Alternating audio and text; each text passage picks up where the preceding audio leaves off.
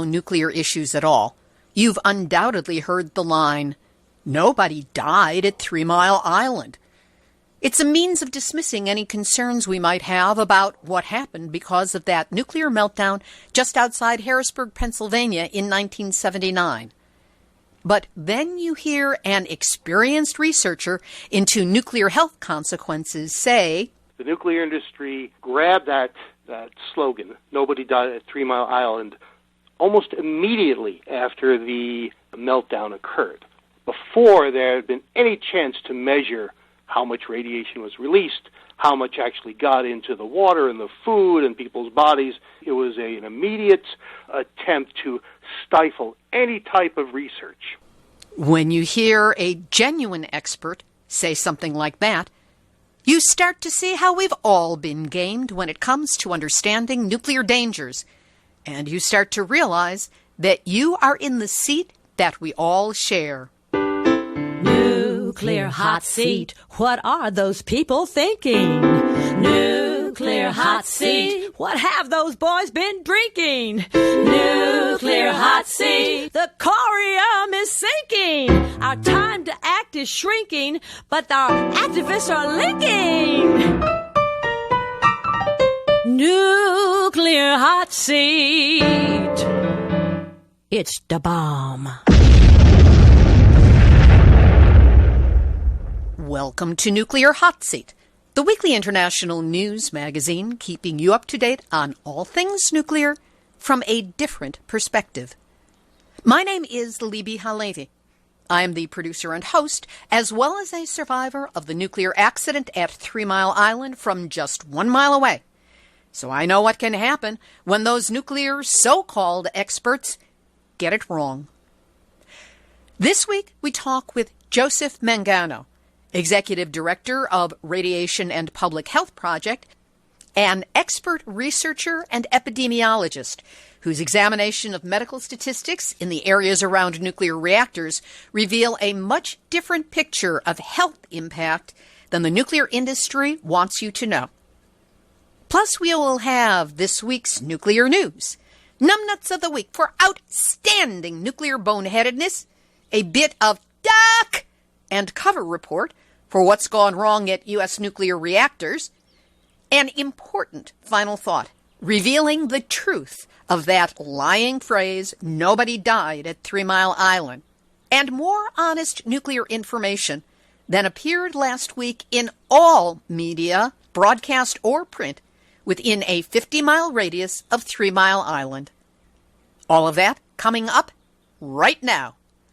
Today is Tuesday, April 3rd, 2018, and here is the week's nuclear news from a different perspective. Starting off this week in Massachusetts, where the Pilgrim Nuclear Power Station has remained shut for the 29th day in a row, as the Plymouth facility awaits the replacement of a transformer that delivers electricity to its auxiliary power system if the plant's main power generator goes offline. A spokesmodel for Entergy Corporation, the Louisiana-based company that owns the 46-year-old nuclear plant, these are words you never want to hear together because these facilities were only built to last for 40 years before being terminated. Anyway, a spokesperson for Entergy said that the date for when the plant returns to service is currently undetermined. The controversial nuclear power plant, which has a poor safety record and is acknowledged as one of the 3 worst-run nuclear facilities in the country by the NRC, was shut down on March 6 to allow for the repair of a leak in one of 5 water heaters that feed liquid into the reactor. The plant has remained offline through the March 13 nor'easter that brought high winds and heavy snow accumulation across the region. That storm knocked out all off-site electricity, helping to power the plant, because these things do not power themselves, they come off the grid. And loss of power can lead to a loss of cooling situation, which could lead to the equivalent of a Fukushima. Pilgrim has been shut down about 10 times since the beginning of 2015 for maintenance and weather-related causes, according to Neil Sheehan of the NRC. This is Pilgrim's second shutdown of the year, following a 6-day outage in January after power lines that connect the plant to the electric grid failed during an earlier storm. Diane Turco, director of the group Cape Downwinders, said the failure of a transformer following the water heater leak and other breakdowns should alarm residents and regulators. She said, "It's not just one piece of equipment. It's multiple pieces of equipment. And that is something that could cause a core meltdown. And if that happens," she went on, "we lose all of eastern New England." The power station, which is not currently creating power, is scheduled to close permanently in May of 2019. In Vermont, Entergy, there's that name again, Entergy's expedited move of spent fuel from the Vermont Yankee spent fuel pool into concrete and steel storage and transportation casks has come to a screeching halt over concerns about possible problems with those casks. With 43 of 58 storage casks loaded and stored on the fuel storage pads and 15 remaining to be loaded by the end of 2018 as a precondition of the planned sale of Vermont Yankee to North Star Services Group, shifting of the spent fuel stopped on March 10. When plant officials became aware of loose bolts on similar Holtec casks discovered at a nuclear plant. Now follow this one. Nuclear Regulatory Commission spokesmodel Neil Sheehan said 2 of the 4-inch bolts had been found to have loosened, one at Holtec fabrication facility and another at the nuclear plant, which he declined to name. Oh, Neil, haven't you ever heard of Google? That plant you will not name is San Onofre, and the group SanOnofreSafety.org has been warning you about those casks for years. Joseph R. Lynch, Senior Manager of Government Affairs for Entergy, said, "Safety is Entergy's most important value, and at no time has the safety of Vermont Yankee staff or the community been implicated." But he then added, "The campaign is on track to be complete by the end of 2018, and said the company's focus continues to be the safe transfer of spent nuclear fuel from the pool by year's end. That's putting it on a timeline based on money and does not address how long it will take to solve the problems with the casks." Turning now to Neil Sheehan of the NRC's nuclear reactor facility that shall not be named, Southern California Edison stopped loading spent nuclear fuel rods into canisters at San Onofre for about a week after discovering a design flaw in the new containers built for the nuclear waste. Right, like a week is long enough to forget about, not fix, a design flaw in a nuclear canister. Edison's chief nuclear officer, Tom Palmisano, revealed the problem at Edison's community engagement panel meeting in Laguna Hills on March 22nd. What happened is that Southern California Edison discovered a loose pin at the bottom of the canister. He said, "We directed the manufacturer to conduct extensive evaluations to ensure we have a comprehensive understanding of this change," which one activist at the event likened to asking the fox how things are going at the henhouse. Edison has resumed loading fuel rod assemblies into canisters with the original design, which consists of only 5/8 of an inch of stainless steel in canisters only rated for 20 years that now must hold radioactive waste that has a half-life of 24,000 years. Gary Hedrick of the group San Clemente Green spoke at the Citizens Engagement Panel meeting and expressed his concern about how experimental the process is and how fast Edison is moving forward with the process of moving waste. Not like it's likely to go anywhere soon, we hope. And speaking of short-sightedness at San Onofre, nuclear hot seat, nuclear hot seat, nuclear hot seat, none that's out a week. At a time when we are receiving reports of American power plants across the country having their systems accessed by hackers, what is the Nuclear Regulatory Commission doing to protect us? They're removing cybersecurity from the San Onofre nuclear station. It may be shut down, but it is still, oh, so dangerous. All those spent, put spent in quotes, that's a spin-speak word, spent fuel rods still containing weapons-grade plutonium sitting around in a pool and in dry casks that are only 5/8 of an inch thick, and now we find out there's a design flaw in some of them? Well, the Union of Concerned Scientists are calling out the Nuclear Regulatory Commission and Southern California Edison for their recent decision to remove enhanced cybersecurity systems at the San Onofre Nuclear Generating Station. According to Dr. Edwin Lyman, a nuclear scientist with the Union of Concerned Scientists, as he told NBC7 Investigates, it defies logic and it's not technically sound. Spent fuel remains dangerous. As long as it's at the plant, it has to be protected. Cybersecurity is an essential element of that protection. And yet, San Onofre, meaning Southern California Edison, is moving forward with removing current cybersecurity systems that are already in place. Ya gotta save the money, ya know? Shareholder dividends are at stake. Ignore the safety to people and the environment. And keep calling those fuel rods spent as though they're empty, as opposed to still full of weapons-grade plutonium. Oh, but there, Missy, don't worry your pretty little head about it. The NRC says that if attackers attempted to sabotage the plant and cause a nuclear meltdown, workers would have about 10 hours to intervene and prevent this from happening. And that 10-hour cushion, put that in quotes, is one major reason why the NRC saw no problem in allowing Southern California Edison to drop their cybersecurity problem. Wow. 10 hours to prevent Armageddon. And with the traffic on the 405 freeway, it'll take at least that long for people to get to San Onofre, let alone save the world.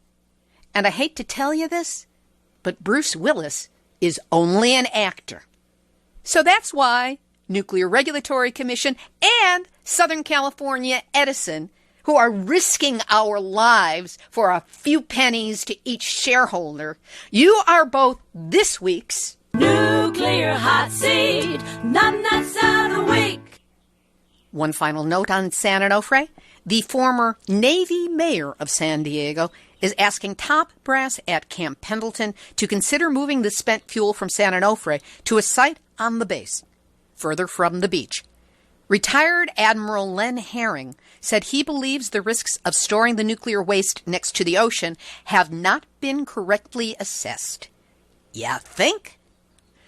Herring is part of a private group of scientists and nuclear experts who want to stop San Onofre's radioactive spent fuel rods from being buried in concrete bunkers next to the beach, approximately 50 miles north of downtown San Diego and 66 miles from Los Angeles.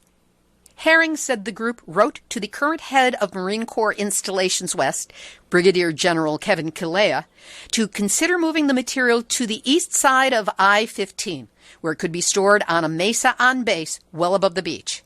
Herring said, as sea level rises, the containers are subjected to elements that they simply are not designed to handle. That in itself should be a significant risk that is of concern to the citizens, but also to the Marine Corps and the Department of Defense, recognizing that, should there be a breach, Pendleton would basically be useless. The risks are significantly greater than we should have to endure. In Wisconsin, the company dismantling the Genoa nuclear facility spilled water laced with radioactive tritium into the Mississippi River. It happened last February, but it is not the first time that La Crosse Solutions, the company in charge of the $85 million project, made that mistake. The company accidentally spilled 400 gallons of radioactive water into the Mississippi River last year. Professor Jeff Bryan, who teaches nuclear chemistry at the University of Wisconsin-La Crosse, said, "This was a really dumb accident." In a brilliant display of doublethink, the NRC did not issue a citation, but found La Crosse Solutions violated policies that say any radioactive releases must be planned and controlled to keep the levels as low, quote, as reasonably achievable, end quote. Note that they don't say it has to be safe. NRC spokeswoman Victoria Mithling said, "The bottom line is this. This was an unplanned release and it was unmonitored. This isn't something we want to see happen." In Washington state, at least 42 workers at the Hanford Nuclear Reservation are shown to have inhaled or ingested radioactive contamination from demolition of the nuclear reservation's plutonium finishing plant. The final results of worker tests after a December spread of contamination at the plant found 11 Hanford workers had inhaled or ingested radioactive particles. That's on top of the 31 positive test results after a similar spread of contamination in June at the plant at the center of the nuclear reservation. Radioactive contamination has been found outside worker offices at the plant and on worker cars and government vehicles. 7 workers' homes were checked for radioactive contamination, with none found. The Washington Department of Ecology, a regulator on the project, has said it will not allow demolition to continue if it is not convinced that the work can be done safely. If there's any good news with American nuclear reactors this week, it's that First Energy Solutions is closing its nuclear power plants. These include the Davis-Bessie and Perry nuclear power plants in Ohio and Beaver Valley Power Station in Pennsylvania. A University of Hawaii study on radiation from Fukushima finds that the radiation deposited is 100 times higher than models had predicted. Yet because the levels are, quote, less than Fukushima Prefecture, end quote, the danger has been dismissed offhand. According to nuclear industry researchers who post under nukepro.net, it was really hard to find any real cancer statistics over time, especially in a chart form with a time horizontal axis. Providing actual data hinders the ability of the vested parties to control the narrative. We'll have a link up to the data from the University of Hawaii on our website, nuclearhotseat.com, under this episode, number 354. Over to Japan, where the district court in Kyoto ordered the government and TEPCO, Tokyo Electric Power Company, the operators of the Fukushima nuclear plant, to pay a combined 110 million yen, approximately $1 million, to 110 evacuees who fled voluntarily after the 2011 nuclear disaster began. All of the 174 plaintiffs from 57 families had evacuated to Kyoto Prefecture without an evacuation order, except for one individual from Fukushima Prefecture. The district court ruling marks the 5th in a series of similar lawsuits brought across the nation. In all 5 cases, the respective courts acknowledged TEPCO's responsibility to pay damages to the plaintiffs. The Kyoto District Court's decision was the 3rd to acknowledge the government's responsibility. The Fukushima food fight is continuing as the prefecture expects to export its rice to France. Fukushima Governor Masao Uchibori started his 4-day visit to France and Japan on March 22nd to promote local produce, including rice, beef, and processed fruit. Sources say the governor is also likely to cement a plan to increase Fukushima's shipments of rice to Britain. An official involved in Fukushima trade affairs says the exports will have, quote, a significant impact. Yeah. End quote, as Britain and France play a central role in passing on information in Europe. Meanwhile, Hong Kong has declared that it will not lift its post-Fukushima ban on some Japanese foods. In the wake of the 2011 earthquake and nuclear disaster, Hong Kong banned the import of fresh produce and milk from the prefecture and the 4 neighboring prefectures while conducting targeted radiation testing on fresh produce from the rest of Japan. A statement by North Korea's leader Carrie Lam stated, "It is incumbent upon government to safeguard public health, and hence effective measures must be in place to ensure food safety and to maintain public confidence." Tell that to France and Britain. We'll have this week's featured interview in just a moment. But first, I want to thank all of you who contributed so generously to help me get to Harrisburg last week for the 39th anniversary of the 3 Mile Island nuclear meltdown. Regular listeners to this program know something of what that trip meant to me. and I could not have gone there without your support, and especially the loving concern that was expressed, which helped keep me in the full upright position, or as close to it as was possible. A full report on my experience there and some of the things I learned will be covered during next week's Nuclear Hot Seat special. But here's the thing. I'm still in shortfall on the expenses of the trip. So I'm asking again if you could help an activist out. And your assistance will not go unrewarded. If you are able to donate $20 or more, I'll send a facsimile copy of the article I wrote for LA Weekly from the evacuation point 39 years ago, an article that was published only 3 weeks after the accident. For $100 or more, I will send you that, plus an autographed copy of my upcoming book. Yes, I glow in the dark, 1 mile from 3 Mile Island to Fukushima and a nuclear hot seat. It's currently on schedule to be published later this spring. And if you are so moved to send a $500 donation, you will get a personally dedicated and signed copy of the book, a signed 8x10 copy of the cover photo suitable for framing, and trust me, it is a picture you have never seen before because I've been holding it back. You will also receive a mention in the book as having helped me make this final chapter possible. Whatever you can do to help, please contribute through the website at nuclearhotseat.com. Yes, the big red donate button. If you have any problems there, email me and there is another solution. Know that by helping me to get to this event, you've helped me to change my life and by extension, have the opportunity to help others from that area do the same. And for that, I am truly and eternally grateful. Here's this week's featured interview. Joseph Mangano is a health researcher, an epidemiologist who has served as a director of Radiation and Public Health Project since 1989. Mangano is author or co-author of 33 medical journal articles on radiation health and is the author of the book Low-Level Radiation and Immune System Damage, An Atomic Era Legacy, and Radioactive Baby Teeth, The Cancer Link. He managed the study of strontium-90 in baby teeth and now manages the citizen-based radiation monitoring programs near the Indian Point, New York, and Oyster Creek, New Jersey nuclear facilities. Joe Mangano, always great to have you with us on Nuclear Hot Seat. Likewise. Glad to be here. First of all, let's give people an idea of your group. What is Radiation and Public Health Project, and how did it come to be? We are a non-for-profit research and educational group. The truth is that we shouldn't even have existed in the first place had the nuclear industry and government been honest. When nuclear reactors were first built in the 1950s, there were several questions concerning the health of local residents.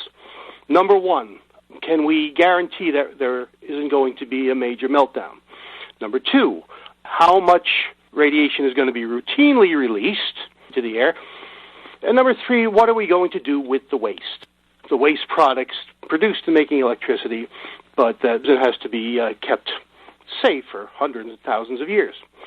What happened was the industry and government kind of colluded and just said, we're going to set some limits, of safe limits, permissible limits, they call them.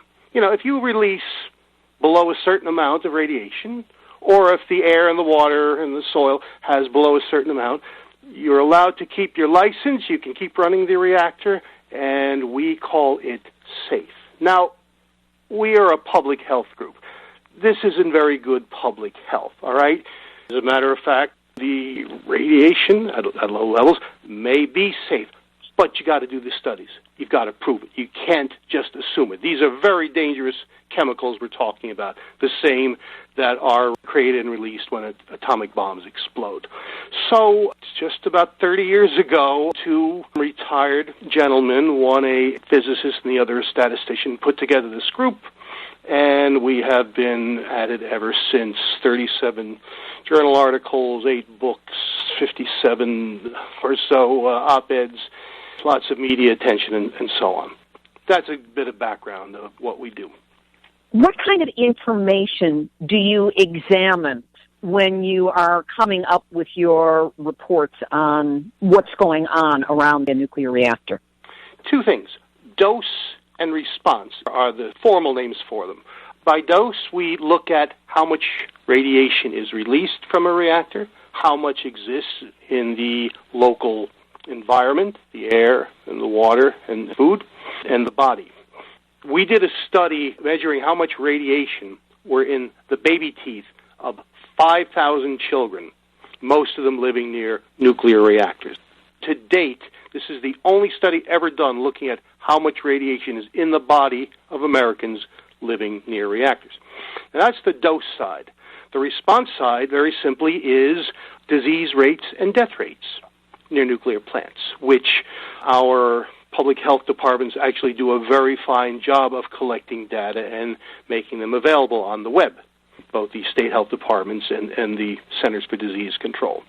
That's what our work really has entailed. We haven't gotten to all reactors, but we've done studies near a number of them.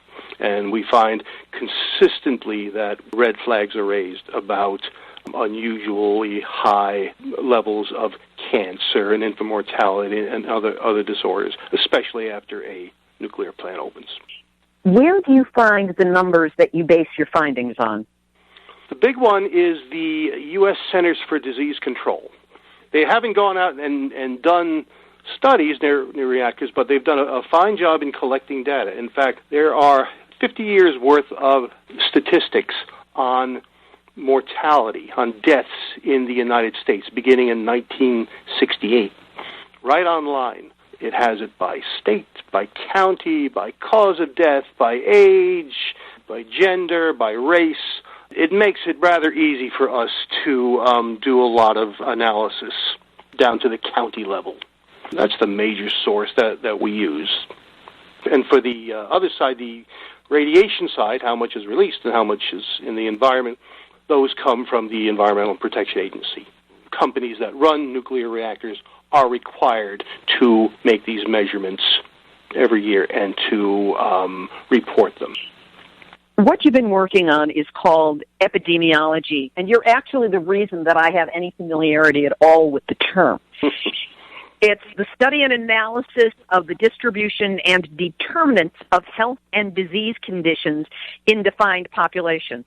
In other words, trying to work out why certain people in certain locations are getting ill. So let's take a look at some of the reactors that you have been studying. Let's start with Oyster Creek in New Jersey, which is scheduled to be closing in October of this year, 2018. How did that formerly low-cancer county rise to become a high-cancer county after the reactor started up? Yeah, Libby, I hope we haven't scared anyone with a big word like epidemiology. Let's make it simple. These are basic questions like, what are cancer rates like near nuclear reactors like Oyster Creek? Very simple. Again, if it weren't for us and our group and our work, the answer would be, geez, we really don't know. Nobody does studies on this. Oyster Creek is a case in point. It is a reactor that is in central New Jersey. It's about 60 miles from New York City, and it's about 50 miles from Philadelphia. Obviously, lots and lots of people nearby. Strike two on Oyster Creek, it is the longest-running nuclear reactor in the United States, and I believe the world. The day it first started operating and generating radiation and emitting radiation was May 3rd, 1969. So we're coming in on 49 years here. Yes, even though reactors were supposed to go to 40 years at maximum. Point three with Oyster Creek is that even though the statistics on what was emitted from reactors are a little thin, unfortunately, the requirements are not very stiff because there are over 100 separate radioactive chemicals produced by reactors and emitted into the environment. A good system would be to make counts of each of them. There's only several that are counted. But one of them, iodine-131, We'll talk about it later. It's a chemical that affects the thyroid gland. It goes right, when it's drank in the water and eaten in the food or breathed in, these little metal particles go right to the thyroid gland where it attacks and kills cells and leads to diseases like cancer. We found in the 70s and the 80s and the 1990s, Oyster Creek had the highest level of emissions than any U.S. reactor. Matter of fact, it had 5 times the amount that was officially released from the 3 Mile Island partial meltdown in 1979. And this was just part of its normal operating. It wasn't like they had an accident that happened there that created some radiation leak. There was no meltdown. There was no shutdown by the government saying that you're releasing too much. None of that. These were all part of normal operations. How did that impact the cancer rates in the area? Well, we took a look. We've actually been working on Oyster Creek for quite a while because our group is based in New York, and this is very close to New York City. We did a whole educational campaign, in conjunction with local citizen groups. We even had a couple of celebrity supporters, Alec Baldwin and Christy Brinkley, and we went to that area of central New Jersey and gave a number of public talks. We collected 600 baby teeth from the area and found a high and rising amount of another chemical, strontium-90, which goes into teeth and to bone. As far as the cancer goes, there's been suspicions for a long time near Oyster Creek. Back in the 1990s, the health department, the state health department, found a childhood cancer cluster. And a very long story short, after about 10 years of meetings and discussion, no official cause of cancer was ever admitted to by the health department. In fact, they gave Oyster Creek, the nuclear component, very little attention at all. Years ago, when Oyster Creek first began operating, the cancer death rate in the county where it's located, Ocean County, was just below the New Jersey rate, 1% below. As the 1980s and 90s went along, it grew a couple of percent above the state rate, and in the 2000s, it was 8% higher. Now, going from 1% below to 8% above may not sound like very much, but let's turn it into real numbers and real people. If that original rate of 1% below the state had stayed, all these past 49 years, there would have been over 2,500 fewer cancer deaths in this one county. Okay? That's jaw-dropping. That 2,500 is a lot of people. It's a very populated county. It's about 600,000 in the county. We also found, too, that the largest increases occurred in the youngest residents in the area. We know, scientists agree, that while every human who is exposed to radiation is affected, the greatest harm is caused to the very youngest. That is the fetus, the infant, and the child. And we found that the childhood cancer rate years ago was 23% below New Jersey, and now it's risen to 15% above. Again, we're converting a low cancer county into a high cancer county. Are there other possible reasons? Sure, there might be, but we don't know of any. That would make this before and after switch like this, and we feel that there should have been more studies done. The health departments and the industry that ran the plant basically either ignored us or called our work. They'll use terms like junk science. Do they have any proof that Oyster Creek is safe? Nope, not one. Given that this situation was found around Oyster Creek, are there other reactors where similar patterns have been found and where populations are suffering from similar consequences? Oh, sure. I could give you several, but the one I'll focus on is the other nuclear plant in New Jersey, and that's called Salem Hope Creek. It's a little different than Oyster Creek. Oyster Creek has one reactor. Salem Hope Creek has 3. Oyster Creek is relatively small. Salem not only has 3 reactors, but each is about double the capacity of Oyster Creek. This is a big place. The reactors came online later than Oyster Creek, from the mid-'70s to the mid-'80s. Okay, so we did a similar study of Salem County, where this reactor is located. A little bit different. Oyster Creek is 600,000 people. Salem only has about 65,000 people. It's largely rural. Farming is the primary industry, if you will, which should mean that there's no real worry about industrial pollution in the area. So let's go back. As the reactors were opening in the mid-1980s, the Salem County cancer death rate, just like Oyster Creek, was 5% below the rest of New Jersey. Now, in this decade, that 5% below the state has turned into 20% above the state. That's a 25% change. 25% flip.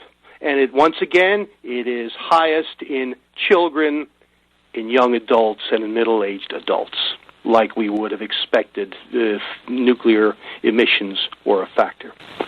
We even found that there was a jump in death rates for causes other than cancer, all right, from 2% higher to 23% higher. And once again, we'll go to what we call the excess cancer cases. Since the mid-'80s, we estimate that over 1,000 people died because these rates went up. All right, if they had stayed where they were back in the mid-'80s and continued for the last 30 years, over 1,000 fewer people would have died in this one small county.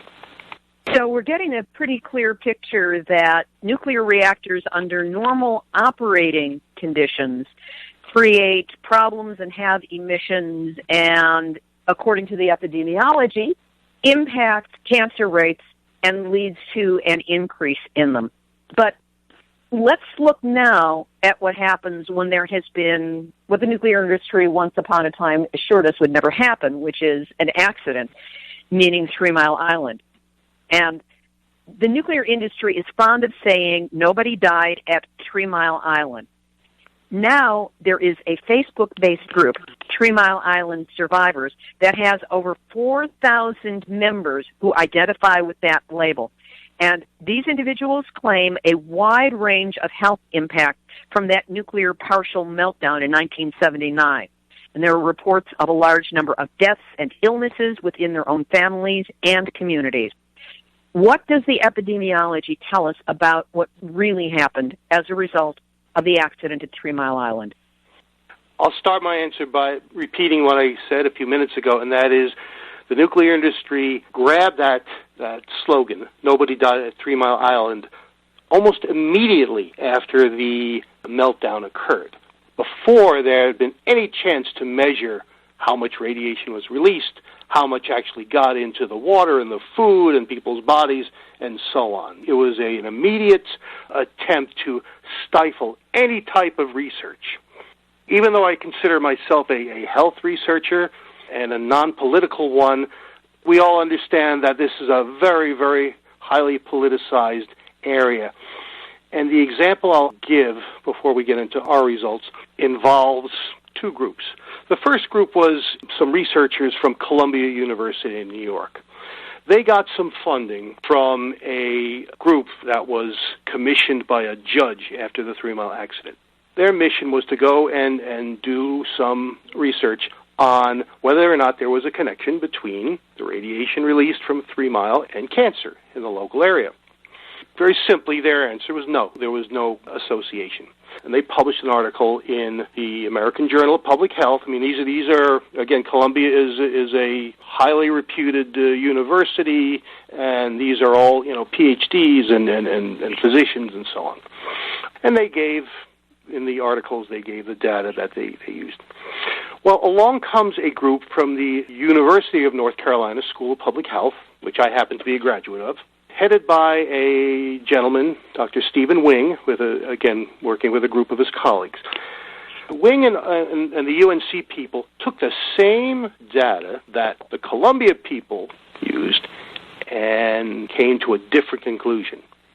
They only looked at lung cancer and leukemia within the 10-mile radius around 3 Mile Island, and they found a high increase. As a matter of fact, it's amazing to me that Columbia came to that conclusion of no link, because if you look at the number of cancers of people living within 10 miles of 3 Mile Island, and you compared 5 years before and after the meltdown, the number of cancers went up 60%, from 1,700-something to 2,800-something. Now, you don't need a PhD in epidemiology. You don't need an MD from Columbia or UNC to say, whoa, wait a minute.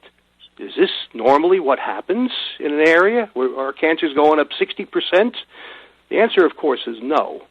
And what happened after that was essentially a fight that broke out in the medical journals.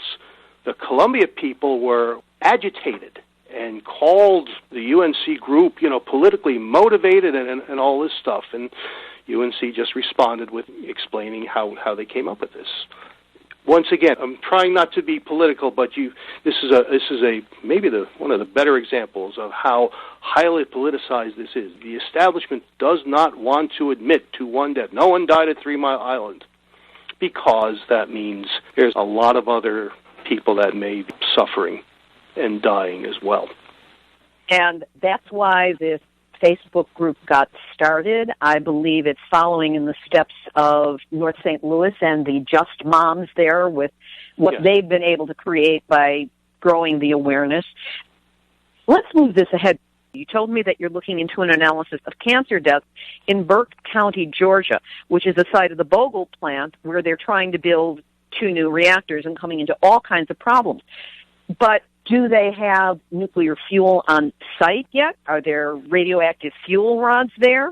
Or is there some other cause for the difficulty that people are facing? This is Burke County, Georgia. Now, it is a county that sits on the border with South Carolina. And the border actually is the Savannah River. We need to give a little history here. Right across the river from Burke County, Georgia, lies the Savannah River plant. The Savannah River plant was built way back in 1949. It formerly was a mostly farming, rural area. This was not a nuclear power reactor, but it was a series of reactors that helped make nuclear weapons. At that time, of course, it was the Cold War, and the U.S. and the Soviet Union were engaged in a frantic race to build as many nuclear weapons as possible. And Savannah River played a major role in making these bombs. Of course, now it is no longer making weapons. We've stopped that when the Cold War ended in the early 90s. It's a large area, and it is highly contaminated, one of the most contaminated areas in the United States. And it's been cleaned up now for 20 years, and they're going to be at it for a very long time. So let's start there. Right across the river is Burke County, Georgia. A nuclear reactor has to be on a body of water because essentially the way a nuclear reactor makes electricity is to heat water up. Somebody called it a very dangerous and expensive way to boil water. The Savannah River is a large, wide river at that point. It flows into the Atlantic Ocean. In the late 1980s, 2 nuclear power plants, power reactors, were built in Burke County, and they were called Vogtle 1 and Vogtle 2. They wanted a Vogtle 3 and 4, but like many proposed reactors, they were canceled, essentially because they were expensive. But, of course, I always say that why are the reactors expensive? It takes a lot of money to build such dangerous machines. Burke County, again, is like across in South Carolina. It's a rural county. It's got about 23,000 people. Slightly over half are African American. The poverty rate is very high in Burke County, always has been. Okay, the unemployment rate is high. The proportion of inadequate housing is high. All the standard measures of poverty occur in Burke County. It's a poor county, all right? The idea of building these reactors in a formerly pristine area, of course, raises the question, did it do anything to the health of local residents? Well, Once again, you go back to the CDC website and look at what happened. In the 1970s, before the reactors opened, the black cancer mortality rate was 29% below the rest of Georgia. And that makes sense because we don't expect a lot of cancer in rural areas. We expect cancer, in areas where there are coal mines or in big cities with a lot of industrial emissions and so on. That number of 29% below now in the last decade is 15% above. And these are for blacks. Whites had an increase too in Burke County. Years ago they were 1% below and now 12% above. Again, the poverty rates are considerably higher for blacks in Burke County than they are for whites. So what you're saying is that the radiation that is impacting the health of the people in Burke County actually comes from the other side of the river and this previous facility. Well, previously some of it did. More of it in the Savannah River plant in South Carolina. More of it stayed in South Carolina, although some got to Georgia. Still, the cancer rate was below average. All right, it wasn't until they built those 2 nuclear reactors in Burke County, in Georgia, right there, when the cancer rates began to change from below average to well above average. And for the sake of clarity, we know that there are 2 new reactors that are under construction, but are there other reactors that are on the site of Vogtle that are in operation and have been? The answer to both your questions are yes and yes. The ones that began operating in the late 80s continue to operate, even though they're getting older and corroding and leaking and so on. But in the, I guess about 10, 15 years ago, there was an effort to build new reactors. Building had stopped, essentially. The last approvals for reactors were in the late 70s because the people that financed it, the Wall Street people, understood it to be very expensive and very dangerous. So this nuclear renaissance, as they called it, began, and there was a lot of discussion in Washington, and all they did after years and years was, I think the number was $15 billion. Not to help build reactors, but in case a new reactor was built and they had to stop, that the builders would get their money back. There was a number of reactors that were proposed, like 20 of them. Almost every one pulled out. They said, you know what? We can't do this. This is going to take years and years to build these things. It's going to take a heck of a lot of money. We've got new types and safer types of energy like solar and wind. Forget it. An exception was the Vogtle plant, where reactors 3 and 4 were not completely built, but the building process began, I believe it was about 8 years ago. And there have been all these promises about when they're going to be finished and how much it would cost. Well, guess what? As the years go on, the expected year of opening keeps getting pushed further in the future, and of course the bill gets bigger and bigger. Right now, the construction is only about 1/3 done, and this is after about, I think it's about 8 or 10 years. That's very slow. That means it's going to take 20, 25 years or more to finish these things, and an ungodly amount of money. There is a very strong citizen-based effort to stop the construction, and there's a lot of people who believe that these 2 reactors will never operate. And of course, part of it is the idea of environmental injustice or racial injustice in this case, that you're picking on a very poor area with a large proportion of African Americans and putting these dangerous reactors, more of these dangerous reactors there. That was health researcher Joseph Mangano of Radiation and Public Health Project. You can read more about his important work at radiation.org. Activist shout out! This April 10, next Tuesday, is the 5th annual Becquerel Awareness Day, an educational event sponsored by the Fukushima Fallout Awareness Network, which you can find on Facebook. The date was chosen because of its proximity to Nuclear Meltdown Alley. Think March 11 for Fukushima, March 28th for 3 Mile Island, and April 26th for Chernobyl.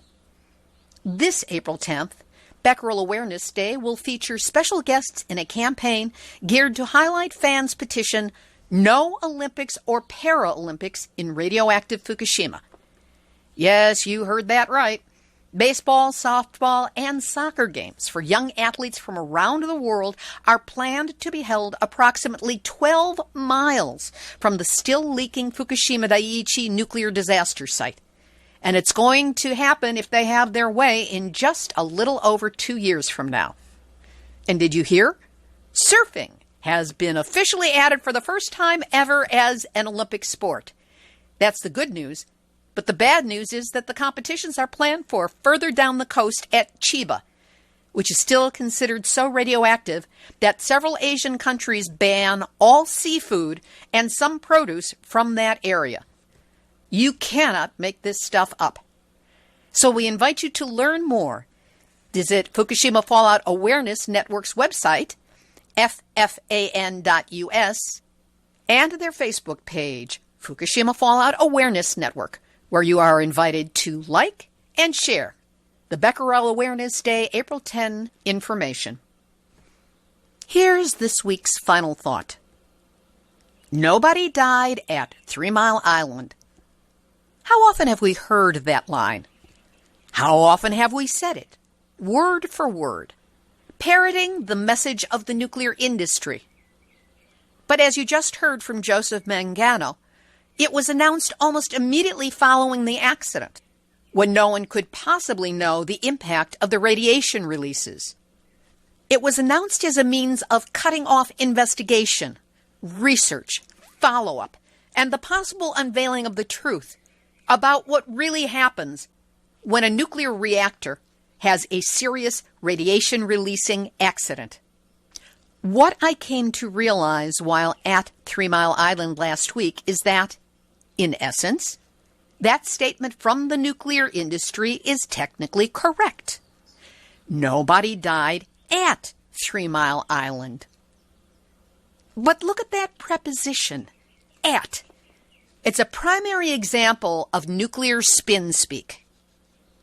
That's where the lie lives, hidden in a subtle truth. Because it is true. Nobody died at the 3 Mile Island nuclear generating station located on 3 Mile Island in Londonderry Township, Pennsylvania, on the Susquehanna River just south of Harrisburg, Pennsylvania. Nobody died at the site. Nobody dropped dead at or on the nuclear facility before, during, or after the accident of March 28th through 30th, 1979. However, have people died from the accident at 3 Mile Island? Hell yes. People have died and are still dying from the radiation releases, the lack of medical investigation, the lack of medical care, the genetic damage passed down to children and now grandchildren and whatever kids they might grow up to have. Of all the instances I have discovered of nuclear spin speak, the lies hidden, cleverly hidden, wickedly hidden in the nuclear industry's intentional semantic manipulations, this one to me is the most heinous because it has become so embedded in our thinking, in our languaging, and has done so much long-term harm already. I will have a full report about this on next week's show, number 355. In the meantime, let's all change our languaging, shall we? People did die from 3 Mile Island, and they're still dying. And the harm that nuclear meltdown did will never go away. Tune in next week to find out more. This has been Nuclear Hot Seat for Tuesday, April 3rd, 2018.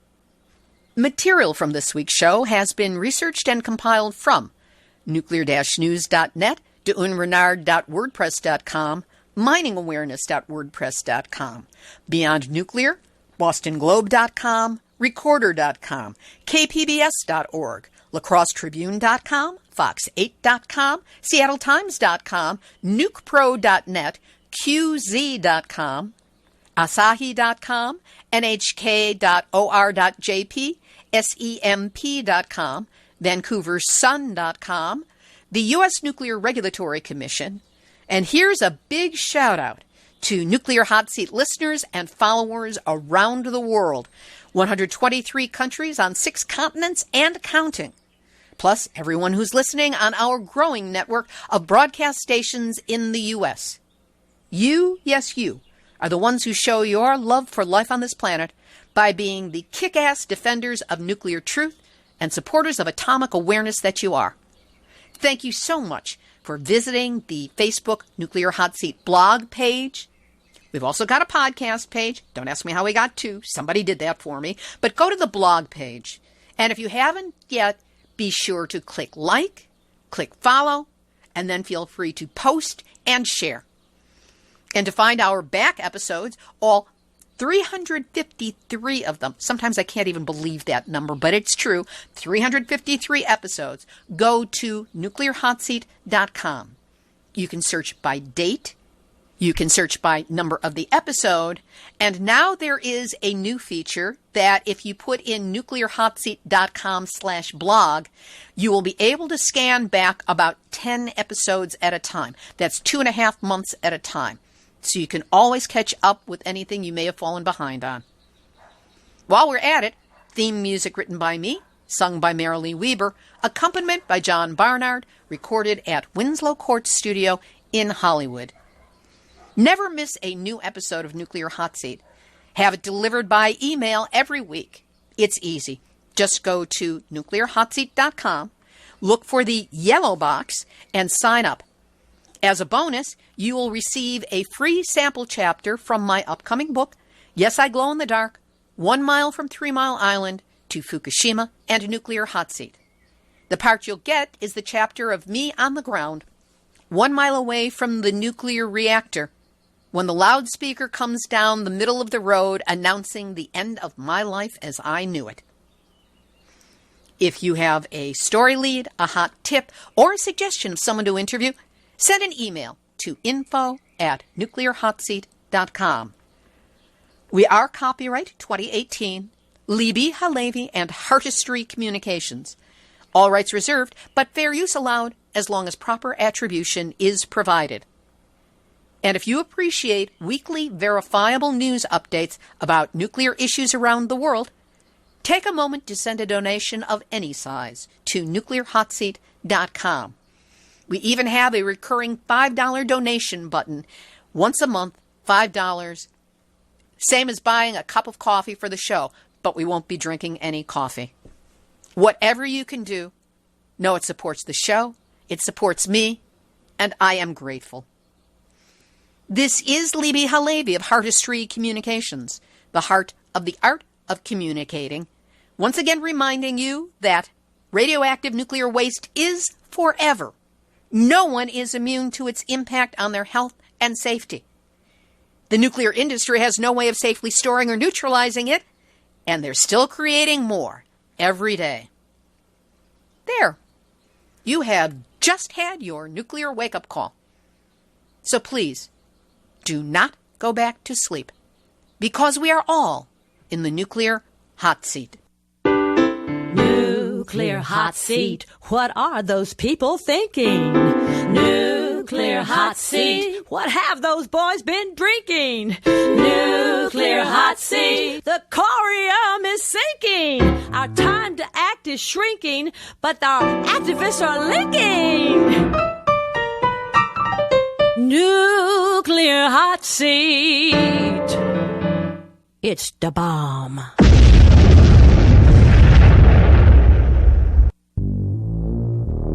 Question everything.